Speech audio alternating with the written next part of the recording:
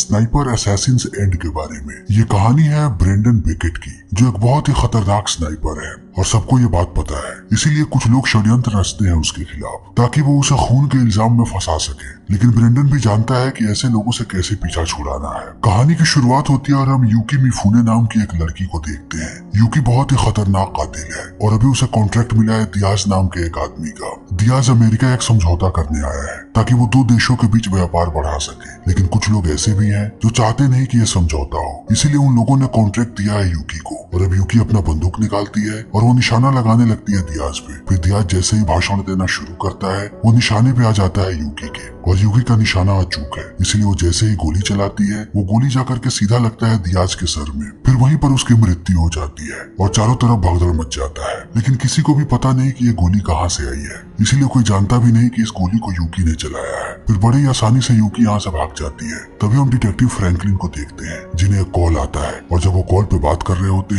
तभी उनके पास आती है डिटेक्टिव जूलियट और उन्हें बताती है कि हमें पता लग गया है कि इस खून को किसने किया है। इतना काबिल बस एक ही स्नाइपर है जो इतने दूर से निशाना लगा सकता है, और उसका नाम है सार्जेंट ब्रेंडन बेकेट। और जब ये शूट आउट हुआ तब ब्रेंडन बेकेट को वहीं पे देखा गया था। फिर इस बात को सुनते ही फ्रैंकलिन बुलाता है डिटेक्टिव सेरा को और कहता है कि जल्दी से जल्दी बेकेट को पकड़ो कि कहीं वो भाग ना जाए। तभी हम बेकेट को देखते हैं और बेकेट वीडियो गेम खेल रहा होता है अपने घर पे, और उसे इस बात की खबर भी नहीं है कि पुलिस वाले उसे पकड़ने आ रहे हैं। और पिछले 5 साल में एक बार भी छुट्टी नहीं ली थी बेकेट ने, इसीलिए उसकी पहली छुट्टी है 5 सालों में। फिर वो ऐसे ही अपने वीडियो गेम को एंजॉय कर रहा होता है। तभी पुलिस वाले यहाँ पे पहुंच जाते हैं। फिर वो उसके घर का दरवाजा तोड़ते हैं और अंदर आने लगते हैं। लेकिन बेकेट को कुछ भी समझ में नहीं आता कि यहाँ पे क्या हो रहा है, और वो इनसे बात करने की कोशिश करता है, लेकिन कोई भी बेकेट से बात नहीं करता और ये लोग उसे अरेस्ट कर लेते हैं। तभी यहाँ पे यूकी पहुंच जाती है और वो सबको इतला करती है कि पकड़ लिया गया है बेकेट को। यूकी यहाँ पे बेकेट को मारने आई थी और वो ऐसा फ्रेम करती कि सबको लगता है कि बेकेट ने सुसाइड कर लिया है, और सबको लगता है कि बेकेट ने इसलिए सुसाइड किया है क्योंकि उसने दियाज को मारा था,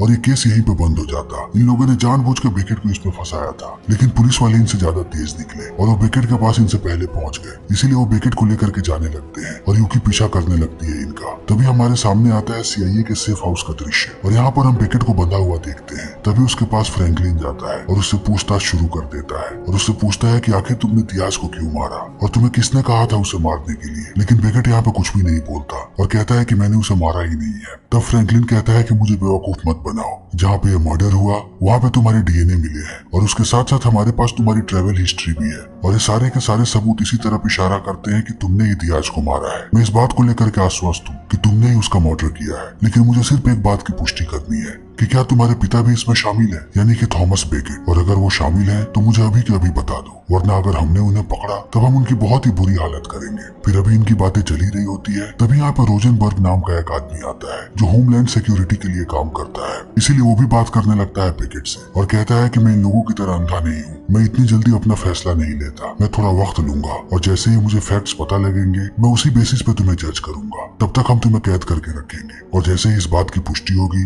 मुझसे तुम्हें कोई भी नहीं बचाएगा। तब इन सारी बातों को सुनकर के बेकेट कहता है कि मैं लिख के देता हूँ कि मैंने उसका खून नहीं किया, और जब तुम्हें सारी सच्चाई पता लग जाएगी तब तुम्हें अफसोस होगा कि तुमने मुझ पर विश्वास क्यों नहीं किया। तभी यहाँ पे फ्रैंकलिन आ जाता है और वो कहता है कि हम इसे लेकर के जा रहे हैं, इसीलिए सारे लोग बेकेट को लेकर के निकल जाते हैं। तभी हम एक रशियन मॉब को देखते हैं जिसे एक कॉल आता है और उसे बताया जाता है कि उसे बेकेट नाम के आदमी का काम तमाम करना है। तब वो ढेर सारा पैसा मांगता है, लेकिन वो आदमी इतने पैसे देने के लिए मान जाते हैं और ये रशियन अपना गैंग लेकर के निकल पड़ता है बेकेट को मारने के लिए। तभी रोजनबर्ग पहुंचता है जूलियट के पास, क्योंकि जूलियट ने ही ये रिपोर्ट बनाई थी कि बेकेट ने खून किया है दियाज का, इसीलिए रोजनबर्ग उससे फैक्ट पूछने लगता है। तब जूलियट उसे वीडियो दिखाती है और एक एक करके सारी चीजें बताने लगती है और कहती है कि ये गोली मीलों दूर से चली है और अभी के समय में बेकेट के अलावा ऐसा कोई भी नहीं है जो इतना परफेक्ट निशाना लगा सके। फिर वो बेकेट की काबिलियत बताने लगती है और उसके बाद कहती है कि हमें बेकेट का DNA भी मिला है और उसके साथ साथ उसकी ट्रैवल हिस्ट्री भी, जिससे इस बात की पुष्टि होती है कि उसने इस खून को किया है। तब इन सारी बातों को सुनने के बाद रोजनबर्ग भी कन्विंस हो जाता है, लेकिन जब वो दियाज की वीडियो देखता है तब यहाँ पर उसे एक और आदमी नजर आता है और उसे देख करके वो चौंक जाता है और कहता है कि मैं इस बात को नहीं समझ पा रहा हूँ कि इस आदमी का क्या ताल्लुक है दियाज से, क्योंकि ये एक फार्मास्यूटिकल कंपनी का मालिक है और एक अरबपति है। इसका नाम है डोनाल्ड साउथ। लेकिन ये दियाज के साथ क्या कर रहा है। इसीलिए अब रोजनबर्ग को इस पर शक होने लगता है। तभी हम रशियन माफिया को देखते हैं और ये सारे तैयार हैं बेकेट को मारने के लिए। तभी उन्हें बेकेट की गाड़ी दिख जाती है, इसीलिए ये लोग उनका पीछा करने लगते हैं। इसीलिए बेकेट भी इस चीज को समझ जाता है और वो सबको आगाह करता है और कहता है कि जल्दी ही हम पे हमला होने वाला है। लेकिन कोई भी बेकेट की बातों पे ध्यान नहीं देता और वो ऐसे ही गाड़ी लेकर के आगे बढ़ने लगते हैं। तभी इनके सामने एक ट्रक आ जाता है और इनके रास्ते को ब्लॉक कर देता है। तब उन्हें भी विश्वास होने लगता है बेकेट की बातों पे, इसीलिए वो गाड़ी घुमा करके भागने लगते हैं। तभी पीछे से दूसरा ट्रक आकर के उन्हें ठोक देता है और उनकी गाड़ी बीच में रुक जाती है। तब दो गैंगस्टर्स बाहर निकलते हैं और वो अंधाधुन इन पे गोलियां चलाने लगते हैं और देखते ही देखते वो सारे पुलिस वालों को मार देते हैं। तभी बेकेट को अपने हथकड़ी की चाबी मिल जाती है, इसीलिए वो अपनी हथकड़ी खोलता है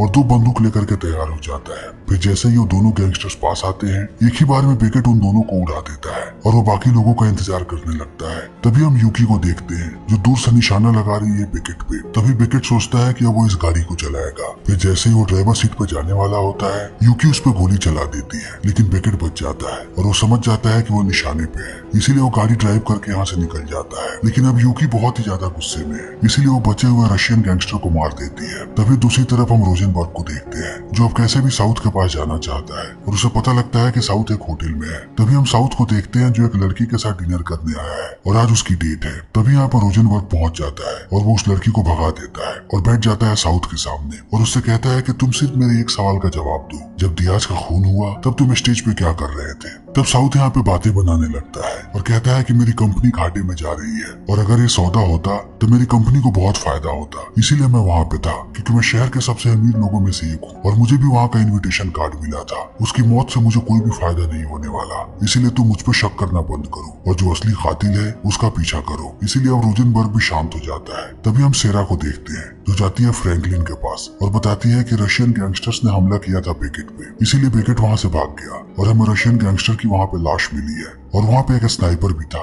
जो इन पे गोलियां चला रहा था, इसीलिए मुझे लगता है कि बेकेट खतरे में है। तब फ्रैंकलिन कहता है कि नहीं, बेकेट बिल्कुल भी खतरे में नहीं है। बेकेट की मदद के लिए वहाँ पे उसके फादर आए हुए थे, यानी कि थॉमस, और अब इस बात की पुष्टि हो जाती है कि थॉमस भी मिला हुआ है अपने बेटे से और उन लोगों ने मिलकर दियाज को मारा है। इसीलिए फ्रैंकलिन जाता है अपनी टीम के पास और सबको कहता है कि बेकेट के साथ साथ अब थॉमस को भी ढूंढो। तभी इन्हें पता लगता है कि जिस गाड़ी से बेकेट भागा था वो गाड़ी मिल चुकी है। तभी हम बेकेट को देखते हैं जो दूसरी गाड़ी चुरा रहा होता है। तभी उसके पास दो पुलिस वाले आ जाते हैं और उस पर बंदूक तान देते हैं, लेकिन बेकेट जानता है कि अगर वो अरेस्ट हो गया तब वो अपने आप को कभी भी बेगुनाह साबित नहीं कर पाएगा। इसीलिए वो इन दोनों पुलिस वालों पे हमला करता है और उन्हें बेहोश कर देता है और जाकर के बैठ जाता है एक दूसरी गाड़ी में और उस आदमी को ड्राइव करने के लिए कहता है और बताता है कि यहाँ से दूर चलो, और वो आदमी भी ऐसा ही करता है। तभी हमारे सामने कैलिफोर्निया का दृश्य आता है और यहाँ पर हम देखते हैं रोजनबर्ग को। तब रोजनबर्ग कॉल करता है जूलियट को और कहता है कि बेकेट पे बार बार हमला हो रहा है और इससे मुझे लगता है कि बेकेट निर्दोष है और अब बेकेट की उम्मीद सिर्फ और सिर्फ मैं ही हूँ क्योंकि पूरा डिपार्टमेंट उसके खिलाफ है। तब जूलियट कहती है कि हाँ,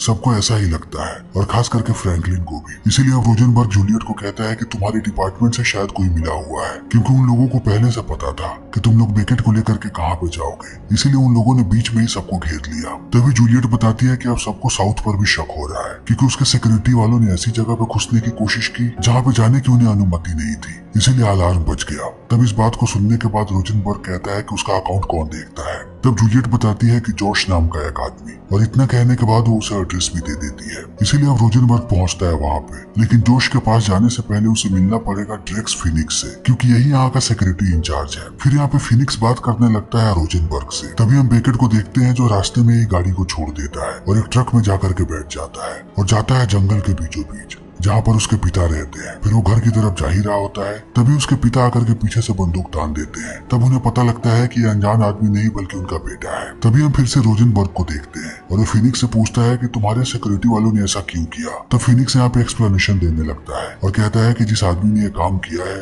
वो शराब के नशे में धुत था और उसे पता नहीं लगा कि वो क्या कर रहा है, इसीलिए सब कुछ गलती से हो गया और हमने ऑलरेडी अपोलॉजी लेटर भेज दिया है। तब इन बातों को सुनने के बाद रोजनबर्ग को भी शक होने लगता है फिनिक्स पे, इसीलिए वो बात करता है जूलियट से और कहता है कि फिनिक्स के बारे में जितनी भी जानकारी हो सके मुझे सारी की सारी जानकारियां निकाल के दो। तब जूलियट सर्च करने लगती है, फिर उसे पता लगता है कि फिनिक्स के बारे में उनके पास कोई भी जानकारी नहीं है। तभी यहाँ पे फ्रैंकलिन आ जाता है और उसे पता लग जाता है कि जूलियट बात कर रही है रोजनबर्ग से। तब वो उसे कहता है कि तुम अपने काम पे ध्यान दो और पहले बेकेट को ढूंढो, फिर किसी और से बात करना। और वो इतना कहने के बाद चला जाता है। तब जूलियट रोजनबर्ग को बताती है कि जितने भी रशियंस ने हमला किया था बेकेट पे, उनमें से एक जिंदा बच गया है और अभी वो एक हॉस्पिटल में एडमिट है। और इतना कहने के बाद वो उस आदमी का नाम और हॉस्पिटल का लोकेशन भेज देती है रोजनबर्ग को। इसीलिए अब रोजनबर्ग पहुंचता है उस हॉस्पिटल में। तब एक गार्ड उसे रोकता है, फिर वो उसे अपना बैज दिखाता है और चला जाता है कमरे में। तब डॉक्टर्स उसे बताते हैं कि कुछ ही घंटों में इस आदमी का ऑपरेशन होने वाला है, इसीलिए आपको इससे बात नहीं करनी चाहिए। लेकिन रोजनबर्ग कहता है कि बहुत ही ज्यादा सीरियस है, यह हमारा मर्डर का सस्पेक्ट है, इसीलिए मुझे इससे बात करनी है। और इतना कहने के बाद वो रशियन से बात करने लगता है, लेकिन वो कुछ भी नहीं बताता। तब रोजनबर्ग अपनी बंदूक निकालता है और उसके घाव पे तान देता है और वो बार बार उससे पूछने की कोशिश करता है। लेकिन जब रशियन कुछ नहीं बताता, तब वो उसके घाव को दबाने लगता है बंदूक से, जिससे उसे बहुत ही तेज दर्द होता है। और रशियन यहाँ पे चिल्लाने लगता है और थोड़ी देर के बाद वो टूट जाता है और कहता है कि जिस आदमी ने मुझे कांटेक्ट किया था वो वाइस चेंजर ऐप की मदद से मुझसे बात करता था, इसीलिए मेरे पास उसकी कोई भी जानकारी नहीं है। लेकिन वो जब भी बात करता था, पीछे हेलीकॉप्टर्स की आवाज आती थी। तब इन बातों को सुनने के बाद रोजनबर्ग यहाँ से निकल जाता है। तब फ्रैंकलिन उसे बताता है कि वो लोग तलाशी लेने जा रहे हैं बेकेट के घर की, इसीलिए फ्रैंकलिन भी वहाँ पे पहुंच जाता है। फिर जब ये लोग सारे जगहों पे तलाशी लेते हैं, तब इन्हें एक बर्थडे कार्ड मिलता है जो थॉमस ने भेजा है अपने बेटे के लिए, और उस पर कुछ कोऑर्डिनेट्स भी छुपे हुए हैं जो उसके पिता का लोकेशन है। तभी रोजनबर्ग पूरे घर में घूमने लगता है और उसे एक तस्वीर नजर आती है जिसमें बेकेट का पूरा बटालियन होता है। इसीलिए वो उसकी तस्वीर लेता है और उस तस्वीर को भेजता है जूलियट के पास और कहता है कि मुझे सबकी जानकारी चाहिए। फिर जब जूलियट सबकी जानकारियां निकालती है, तब उसे पता लगता है कि इसी में एक बंदा है फिनिक्स, जो साउथ के सिक्योरिटी सिस्टम को देखता है, जिससे थोड़े समय पहले रोजनबर्ग मिला था। और जूलियट ये भी बताती है कि रिकॉर्ड के मुताबिक उसकी मौत 2 साल पहले हो चुकी है। इसीलिए अब रोजनबर्ग का पूरा शक जाने लगता है फिनिक्स पे और वो पहुंचता है जॉश के पास और उसे पकड़ लेता है और कहता है कि फिनिक्स के बारे में तुम क्या जानते हो और तुमने सिक्योरिटी सिस्टम के साथ छेड़छाड़ क्यों किया। तब वो पूरी बात बताने लगता है और कहता है कि फिनिक्स ने मुझे मजबूर किया था और अगर मैं सिक्योरिटी सिस्टम को छेड़ता नहीं तो वो मेरे पूरे के पूरे परिवार को मार देता और अब ये लोग इससे भी कुछ बड़ा करने वाले हैं। तब इन बातों को सुनने के बाद रोजनबर्ग भी निकल पड़ता है। तभी हम बेकेट को देखते हैं जो अपने पिता के साथ है। फिर जब ये दोनों बात कर रहे होते हैं, तभी इन्हें आहट सुनाई पड़ती है और ये समझ जाते हैं कि फ्रैंकलिन अपनी टीम के साथ यहाँ पे आ चुका है। इसीलिए थॉमस अपने बेटे को एक राइफल देता है और उसे पीछे के दरवाजे से बाहर निकाल देता है और कहता है कि तुम दूर चले जाओ, और वो खुद बाहर आने लगता है। तभी रोजनबर्ग कॉल करता है फ्रैंकलिन को और कहता है कि मेरे पास पुख्ता सबूत है कि बेकेट बेगुनाह है, क्योंकि अभी अभी मेरी बात हुई जॉर्ज से और इस मर्डर में साउथ का हाथ है, न कि बेकेट का, और वो उसे फंसाने की साजिश कर रहा है। इसीलिए मैं चाहता हूँ कि तुम बेकेट को गिरफ्तार मत करो। फिर इन सारी बातों को सुनने के बाद फ्रैंकलिन भी शांत हो जाता है और वो अपने सारे आदमियों को बंदूकें नीचे करने के लिए कहता है। तभी यहाँ पर हम यूकी को देखते हैं जो एक एक करके फ्रैंकलिन के सारे लोगों को मारने लगती है और यहाँ पे भगदड़ मच जाता है और बेकेट भी इन आवाजों को सुन लेता है, इसीलिए वो भी भागता है घर की तरफ और थॉमस भी घर के अंदर चला जाता है ताकि वो अपने राइफल को बाहर निकाल सके। इसीलिए अब वो भी अपने बंदूक को बाहर निकाल लेता है और ये तलाश करने लगते हैं उसे स्नाइपर की, और यूकी भी इन्हें ही देख रही है, लेकिन अब कोई भी गोली नहीं चला रहा और तीनों एक दूसरे को देख रहे हैं। तभी यूकी अपना दिमाग लगाती है और वो एक डिस्ट्रैक्शन क्रिएट करती है,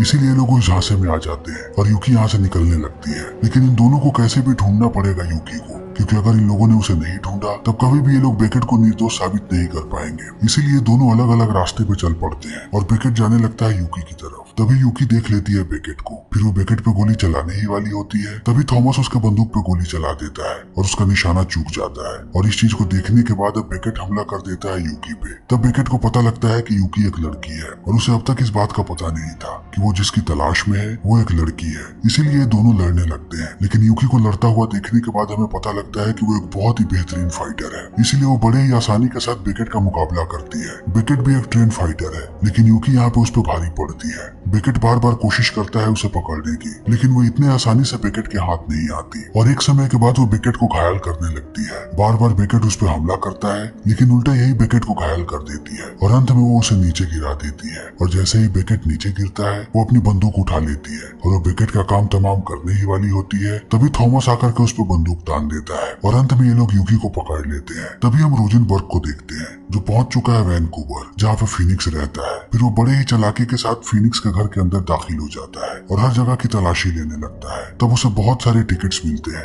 और ये टिकट्स हैं एक आइलैंड की, इसीलिए वो समझ जाता है कि फिनिक्स बार बार इसी आइलैंड पे जाता है। इसीलिए वो निकल पड़ता है समंदर की तरफ और एक नाविक से जाकर के संपर्क करता है और कहता है कि मुझे इस आइलैंड पे जाना है। फिर वो नाविक भी मान जाता है और रोजनबर्ग वहाँ जाने लगता है तभी बेकेट कॉल करता है फ्रैंकलिन को और कहता है कि मैंने उस लड़की को पकड़ लिया है जिसने दियाज को मारा था और वो मेरे पास ही है और तुम लोग जहाँ चाहो मैं वहाँ उसे लेकर के आ सकता हूँ। तब फ्रैंकलिन कहता है कि तुम वहीं पे रुको, हमारी दूसरी टीम वहाँ पे पहुंचती ही होगी। तभी जूलियट उसके फेस को स्कैन कर लेती है और अब उसके पास यूकी की पूरी जानकारी है, लेकिन अब ये लोग डॉट से डॉट मिला रहे हैं ताकि इन्हें पता लग सके कि यूकी का क्या ताल्लुक है दियाज के साथ। तभी जूलियट ट्रैवल हिस्ट्री देखती है यहाँ पे यूकी की और उसे पता लग जाता है कि जब दियाज का खून हुआ था तब यूकी वहीं पे मौजूद थी। फिर उसे सारी की सारी जानकारियां मिलने लगती है और उसे पता लगता है कि फिनिक्स नहीं चाहता था कि वो डील हो, क्योंकि अगर वो डील हो जाती तो फिनिक्स की सिक्योरिटी कंपनी बर्बाद हो जाती और अगर ये डील नहीं होता तो फिनिक्स बहुत सारे पैसे बनाता। इसीलिए उसने जानबूझ के ऐसा किया और फिनिक्स चाहता था कि वो एक अमेरिकन को फंसाए इस खून में ताकि भविष्य में भी कभी ये समझौता ना हो सके। लेकिन अभी भी इनको समझ में नहीं आ रहा कि इन लोगों ने बेकेट को ही क्यों फंसाने की साजिश की। इसीलिए अब दूसरी टीम पहुंच जाती है बेकेट के पास और वो यूकी को भी ले आते हैं और उसे मैक्सिमम सिक्योरिटी जेल में बंद कर देते हैं। तभी बेकेट बात करता है इनसे और कहता है कि फिनिक्स मुझे अपना सबसे बड़ा दुश्मन मानता है क्योंकि मैं हमेशा ही उसकी गलतियों को पकड़ लेता था और मैंने ही उसे अपने बटालियन से बाहर निकाला था,